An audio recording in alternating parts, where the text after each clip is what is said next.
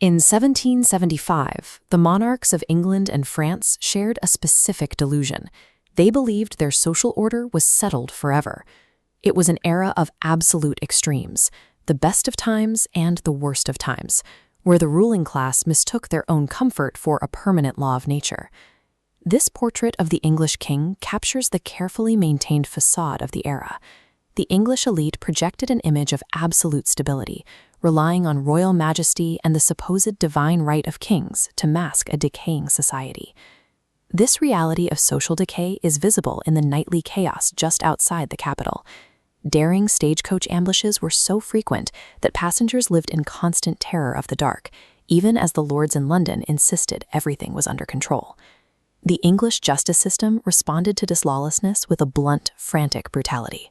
An overworked hangman was kept in constant requisition, executing citizens for crimes ranging from senseless murder to the theft of a sixpence. In France, state repression reached even more horrific levels. The government printed unbacked paper money to fund its excesses, while the church sanctioned the public torture and execution of youths for minor religious offenses, such as failing to kneel for a procession in the rain. Both nations suffered from the same strategic blindness. The rulers viewed violent public executions as the ultimate tool for stability, failing to realize that they were effectively sealing a boiling pot and completely ignoring the rising, explosive pressure building from within. At the peak of this hierarchy sat the Monseigneur, the ultimate symbol of a French elite class entirely insulated from the physical world. For these nobles, the suffering of the nation was a distant, irrelevant noise. The absurdity of their existence is best seen in the Monseigneur's morning chocolate ritual. It required 4 gorgeously decorated men, all ablaze with decorations, just to serve one person a single cup of liquid. This comedy of luxury turned lethal in the streets. Men like the Marquis drove their carriages at breakneck speeds through the narrow alleys of Paris, showing a total abandonment of consideration for anyone in their path.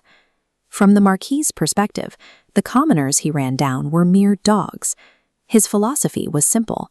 The lower classes were to be kept obedient through fear and the lash of the whip, so long as his roof shut out the sky.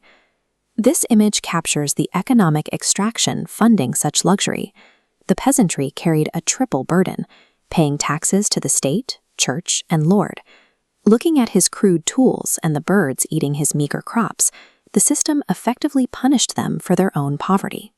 French aristocratic wealth functioned as a direct parasitic extraction of peasant life and labor. Every gold watch and powdered wig was effectively bought with the calories of a starving population.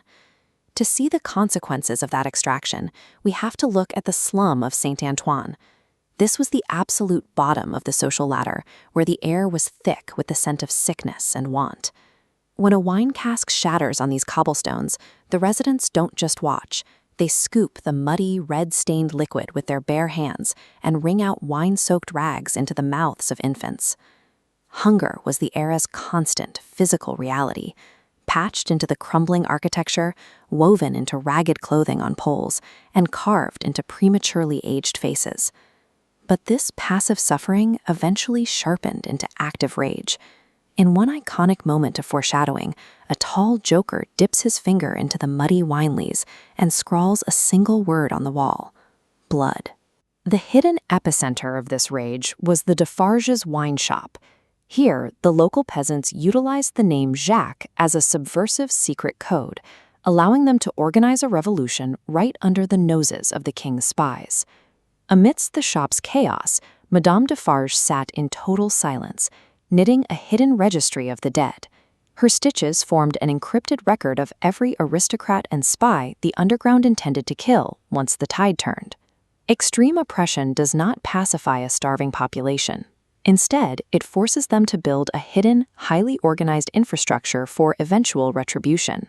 The aristocracy's belief that repression was the only lasting philosophy proved to be a catastrophic error. Their reliance on fear left them completely blind to the long-term consequences of their own cruelty. Dickens uses the metaphor of the woodman, fate, and the farmer, death, to describe this process. While the elite ignored the suffering of the poor, The materials for revolution were quietly growing in the forests and farmlands, waiting to be harvested. In 1789, the social pressure finally exploded. The starving masses of Saint Antoine transformed into a sea of fire and steel, surging forward to storm the Bastille and dismantle the ultimate symbol of royal power. The previous passivity of the peasants vanished, replaced by a brutal new dominance. The very citizens who were once run down by carriages were now dragging state officials to the nearest street corners to be hoisted onto the iron frames of the city's lamps. This technical drawing shows the diagonal blade and heavy frame of the guillotine, the ultimate instrument of vengeance. Looking at the empty woven baskets at the base, we see the institutionalization of the mob's rage, now processing the aristocracy with cold, mechanical efficiency.